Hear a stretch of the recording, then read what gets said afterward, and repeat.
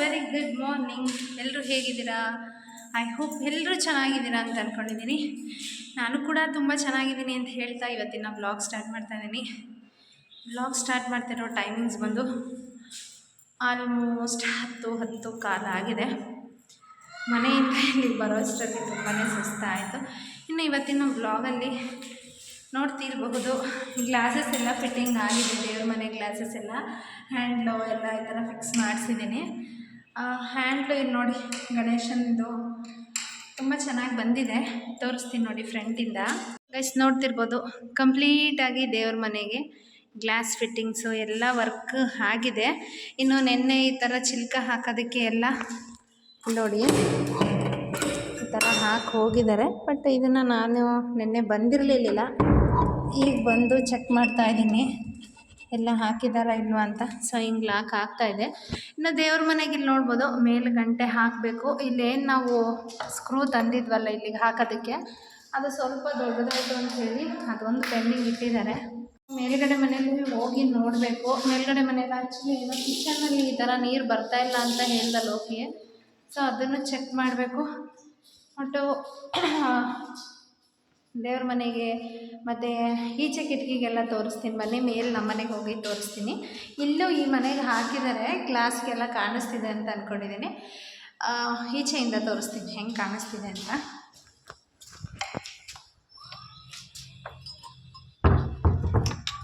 ನೋಡಿ, door lock ಹಾಕೋದಕ್ಕೆ ಎಲ್ಲ ಒಂಥರ ಏನೋ ಒಂಥರ ಖುಷಿ. ಈಗ ಇದು ಆ್ಯಕ್ಚುಲಿ ಕೆಳಗಡೆ ಮನೆಯದು.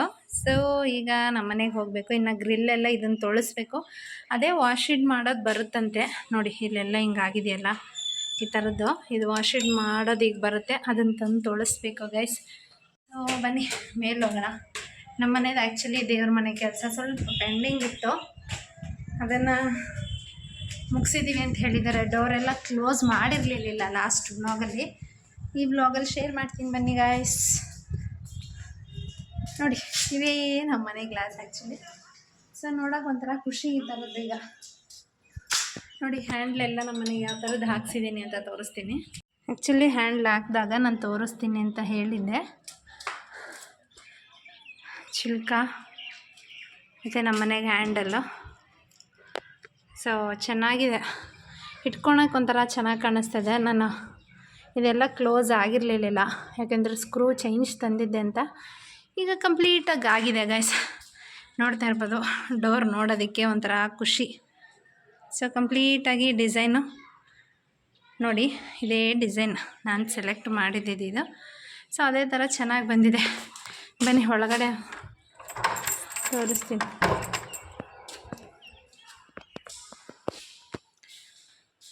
ಸೊ ನೋಡಿದ್ರಲ್ಲ ಗಾಯ್ಸ್, ಕಂಪ್ಲೀಟಾಗಿ ಆ್ಯಕ್ಚುಲಿ ಎಲ್ಲ ಕೆಲಸ ಇವತ್ತಿಗೆ ಮುಗ್ದಿದೆ. ಇನ್ನೇನಿದ್ರು ವಾಶ್ ಮಾಡಿಸ್ಬೇಕು. ಇದು ಅಷ್ಟೇ, ನಾನು ಲಾಸ್ಟ್ ವ್ಲಾಗಲ್ಲೇ ಹೇಳಿದ್ದೆ ನಿಮಗೆ, ನನಗೆ ಆ್ಯಕ್ಚುಲಿ ತೆಂಗಿನಕಾಯಿ ಡಿಸೈನ್ ಹಾಕ್ಕೊಂಡಿದ್ದೀನಿ ಅಂತ, ಶುಭ ಶಕುನ ಅಂತ. ಸೊ ಹಾಗಾಗಿ ನನಗೆ ತೆಂಗಿನಕಾಯಿ ಡಿಸೈನೇ ಬೇಕು ಅಂಥೇಳಿ ಇದನ್ನು ಮಾಡಿಸ್ಕೊಂಡಿದ್ದೀನಿ ಗೈಸ್. ಇಲ್ಲೂ ಅಷ್ಟೇ ದೇವ್ರ ಮನೆ ಒಳಗಡೆ ತೋರಿಸ್ತೀನಿ ನೋಡಿ. ಇದು ಫುಲ್ ಗಣೇಶನೇ ಹಾಕ್ಸಿರೋದು. ಫ್ರಂಟ್ ಕ್ಯಾಮ್ರಾಯಿಂದ ತೋರಿಸ್ತೀನಿ ನೋಡಿ. ಇರ್ಬೋದು, ದೇವ್ರ ಮನೆ ಹ್ಯಾಂಡ್ಲಿಗೂ ಕೂಡ ನಾನು ಗಣೇಶನೇ ಹಾಕ್ಸಿದ್ದೀನಿ. ಇಲ್ಲಿ ಈ ಹ್ಯಾಂಡಲ್ಗೂ ಕೂಡ ಗಣೇಶನೇ ಹಾಕ್ಸಿದ್ದೀನಿ. ಯಾಕೆ ಗೊತ್ತಾ, ಯಾರ ಕಣ್ಣು ಕೂಡ ಬೀಳಬಾರ್ದು, ವಿಘ್ನ ವಿನಾಶಕ ಆಗಿಬಿಡಲಿ ಅಂತ ಇರ್ತಾರಲ್ಲ ಗೈಸ್, ಕಣ್ಣು ಹಾಕೋದಕ್ಕೆ ಅಂತಲೇ. ಸೊ ಹಾಗಾಗಿ ಇವಾಗ ಮತ್ತೆ ನಮ್ಗೆ ಇನ್ನೊಂದು ಎಕ್ಸ್ಟ್ರಾ ಕೆಲಸ ಏನು ಉಳಿದಿದೆ ಅಂದರೆ ತೋರಿಸ್ತೀನಿ ನೋಡಿ. ಒಳಗಡೆ ಎಲ್ಲ ಚಿಲ್ಕಲನ್ನ ಹಾಕಿದರೆ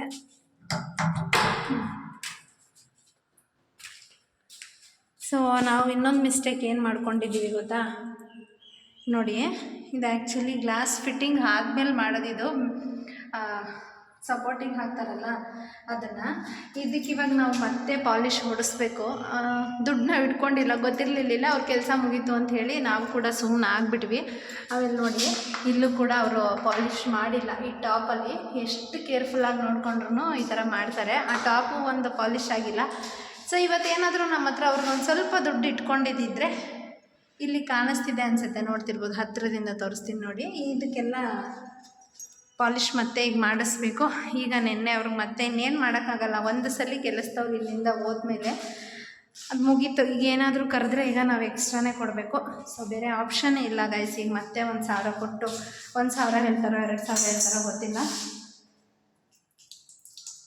ಸೊ ಈ ಕೊಳೆಯಲ್ಲಿ ನೀರು ಬರ್ತಿಲ್ಲ ಅಂತ ಹೇಳ್ದೆ ಹೋಗಿ. ಒಂದು ನಿಮಿಷ ನೋಡೋಣ ಏನಾಗಿದೆ ಅಂತ. ಕೆಲಸ ಆದಮೇಲಂತೂ ಈ ಥರ ಆಗಿಬಿಟ್ರೆ ಸ್ವಲ್ಪ ಎಡವಟ್ಟಾದಂಗೆ ಆಗುತ್ತೆ. ಸೊ ಯಾಕೆ ಅದು ಆಗ್ತಿಲ್ಲ ಅಂತ ಅದು ಬಿಚ್ಚಿ ನೋಡೋಣ ಗೈಸ್. ಅವ್ರು ಹೇಳಿದರು ಒಂದು ವೇಳೆ ನೀರು ಬರ್ತಿಲ್ಲ ಅಂದರೆ ಇದನ್ನು ಬಿಚ್ಕೊಳ್ಳಿ, ಡಸ್ಟ್ ಏನಾದರೂ ಇರುತ್ತೆ ಅಂತ. ಏನೋ ಸ್ಮೆಲ್ಲು ಒಂಥರ ಇದೆ, ಬಟ್ ಅದೇನು ಅಂತ ವಾಷರ್ ಸ್ಮೆಲ್ ಇರಬಹುದು. ಗೊತ್ತಿಲ್ಲ ಗೈಸ್ ಏನಾಗಿದೆ ಅಂತ ಗೊತ್ತಾಗ್ತಾಯಿಲ್ಲ, ಅಥವಾ ಏನಾದರೂ ಕಟ್ಕೊಂಡಿದೆಯಾ ಅಂತಲೂ ಗೊತ್ತಾಗ್ತಿಲ್ಲ.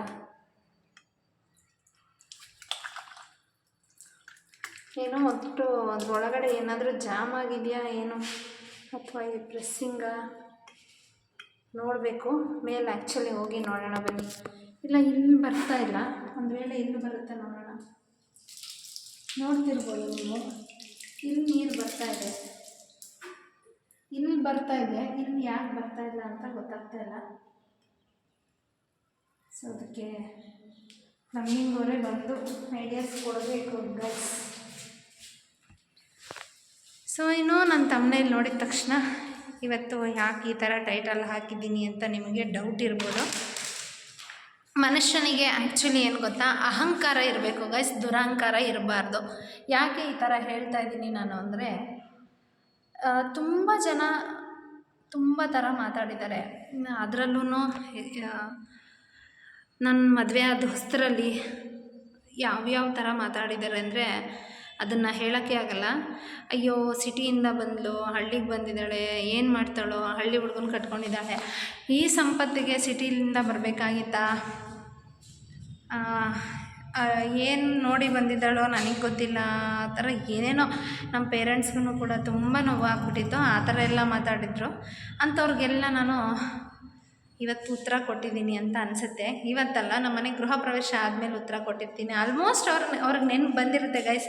ಸೊ ಇವತ್ತು ನಾನು ಮುಂದೆ ಮಾತಾಡಿರೋರೆಲ್ಲ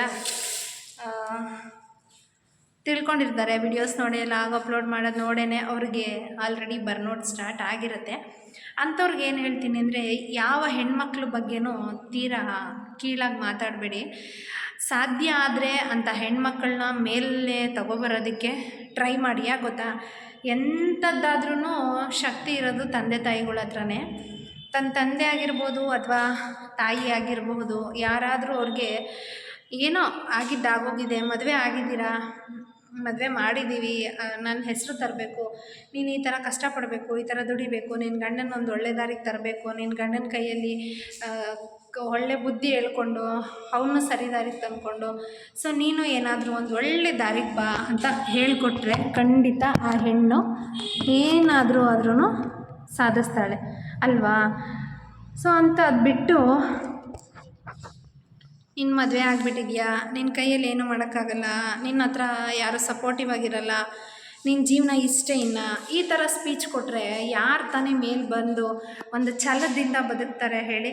ಬದುಕೋಕ್ಕಾಗಲ್ಲ. ಸಾಧ್ಯ ಆದರೆ ಒಬ್ರಿಗೆ ಒಳ್ಳೇದು ಮಾಡೋಕ್ಕೆ ಟ್ರೈ ಮಾಡಿ, ಕೆಟ್ಟದಂತೂ ಬಗ್ಗಿಸ್ಬೇಡಿ.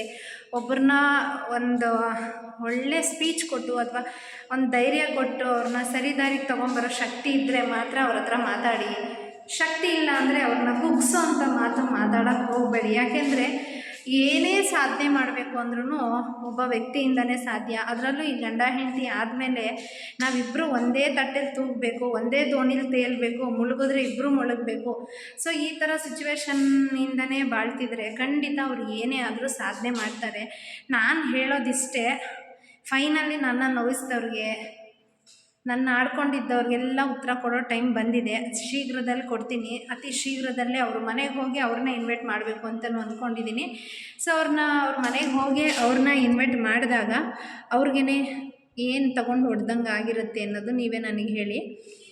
ಕರಿಬೇಕು ಅಂತ ಅಂದ್ಕೊಂಡಿದ್ದೀನಿ. ಖಂಡಿತ ಅವ್ರ ಮನೆಗೆ ಹೋಗಿ ನಾನೇ ಕರಿತೀನಿ.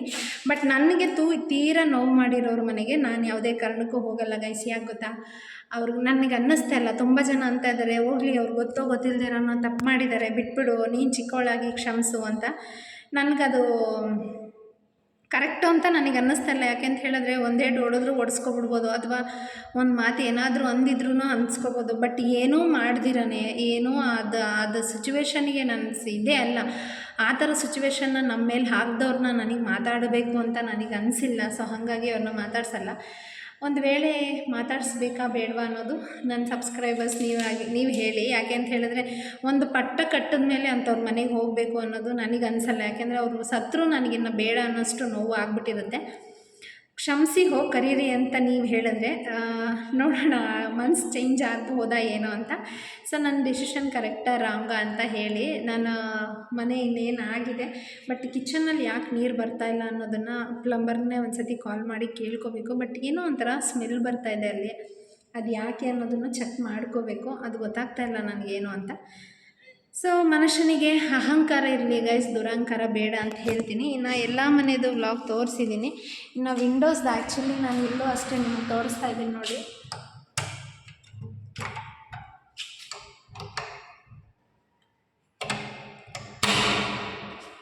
ನೋಡಿ ಬೀಡಿಂಗ್, ಇದು ಹೆಸರು ಏನು ಹೇಳ್ತಾರೆ ಅಂತ ನನಗೆ ಅರ್ಥ ಆಗಿಲ್ಲ.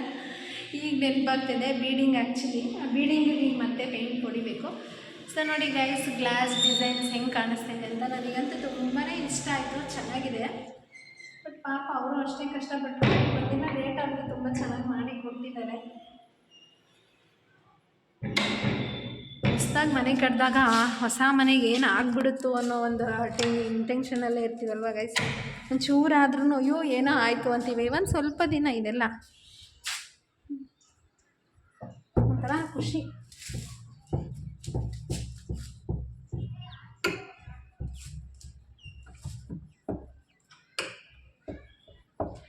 ಹ್ಯಾಂಡಲ್ ಹಾಕೋಕ್ಕೆ ಆಗ್ತಿಲ್ಲ.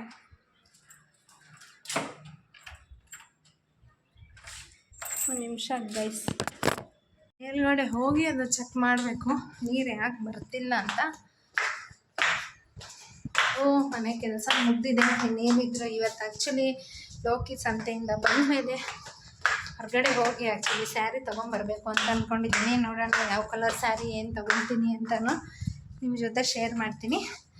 ಸೊ ಸ್ಯಾರಿ ತರೋಕ್ಕೆ ಎಲ್ಲಿ ಹೋಗ್ತೀವಿ ಅನ್ನೋದನ್ನು, ಎಷ್ಟು ರೇಂಜಲ್ಲಿ ಸ್ಯಾರಿ ತಗೊಡ್ತಾನೆ ಅನ್ನೋದು ನನಗೆ ಗೊತ್ತಿಲ್ಲ. ಆ್ಯಕ್ಚುಲಿ ನನಗೊಂದು ಆಸೆ ಇದೆ. ನಮ್ಮನೆ ಗೃಹ ಪ್ರವೇಶ ಇಷ್ಟು ದಿನ ಅಂತೂ ಯಾವುದೇ ರೀತಿ ಏನು ಶೋಕಿ ಮಾಡಿಲ್ಲ. ಈಗಾದರೂ ಒಂದು ಮನೆ ಕಟ್ಕೊಂಡ್ಮೇಲೆ ಒಂದು ಸ್ಯಾರಿ ತೊಗೊಳ್ಬೇಕು ಚೆನ್ನಾಗಿ ಅಂತ ಆಸೆ ಇದೆ. ಬಟ್ ಗೊತ್ತಿಲ್ಲ ಆ ಆಸೆ ಎಷ್ಟು ಮಟ್ಟಿಗೆ ಈಡೇರುತ್ತೆ ಅಂತ. ಅಲ್ಲಿ ಹೋದ್ಮೇಲೆ ಆ್ಯಕ್ಚುಲಿ ಗೊತ್ತಾಗೋದು ಲೋಕಿ ಏನು ಕೊಡಿಸ್ತಾರೆ ಅಂತ. ಇನ್ನು ಈ ಕೆಳಗಡೆ ಮನೆಯದೂ ಎಲ್ಲ ಕೆಲಸ ಮುಗಿದಿದೆ.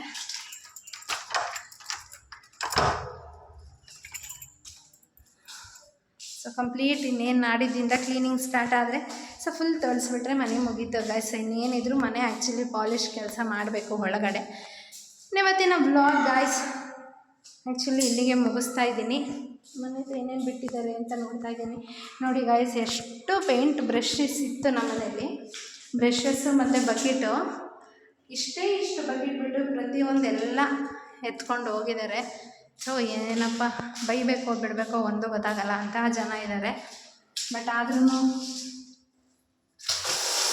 ನೋಡಿ ಕಿಲ್ಲೆಲ್ಲ ಬರ್ತಾಯಿದೆ, ಬಟ್ ಅಲ್ಲಿ ಯಾಕೆ ಬರ್ತಾಯಿಲ್ಲ ಅನ್ನೋದೊಂದು ಚೆಕ್ ಮಾಡ್ಕೋಬೇಕು. ಇನ್ನು ಪ್ರಪಂಚದಲ್ಲಿ ಎಂತೆಂಥ ಜನ ಇದ್ದಾರೆ ಗೈಸ್ ಅನ್ನೋದೊಂದು ಟೆನ್ಷನ್ನು. ಸೊ ಇವತ್ತಿನ ವ್ಲಾಗ್ ಆ್ಯಕ್ಚುಲಿ ಇಲ್ಲಿಗೆ ಮುಗಿಸ್ತಾ ಇದ್ದೀನಿ. ವಿಡಿಯೋ ಇಷ್ಟ ಆಗಿದರೆ ಲೈಕ್ ಮಾಡಿ, ಶೇರ್ ಮಾಡಿ, ಹಾಗೆ ಸಬ್ಸ್ಕ್ರೈಬ್, ಇನ್ನೂ ಯಾರ್ಯಾರು ನನ್ನ ಚಾನಲ್ಗೆ ಸಬ್ಸ್ಕ್ರೈಬ್ ಮಾಡಿಲ್ಲ ಸಬ್ಸ್ಕ್ರೈಬ್ ಮಾಡ್ಕೊಂಡು ಸಪೋರ್ಟ್ ಮಾಡಿ. ಕೊನೆಯದಾಗಿ ಹೇಳ್ತೀನಿ, ಮನುಷ್ಯನಿಗೆ ಅಹಂಕಾರ ಇರಬೇಕು, ದುರಹಂಕಾರ ಇದ್ದರೆ ಒಳ್ಳೆಯದಲ್ಲ ಅಂತ ಹೇಳ್ತಾ ಇವತ್ತಿನ ವ್ಲಾಗ್ ಇಲ್ಲಿಗೆ ಮುಗಿಸ್ತಾ ಇದ್ದೀನಿ. Bye, take care, love you all guys.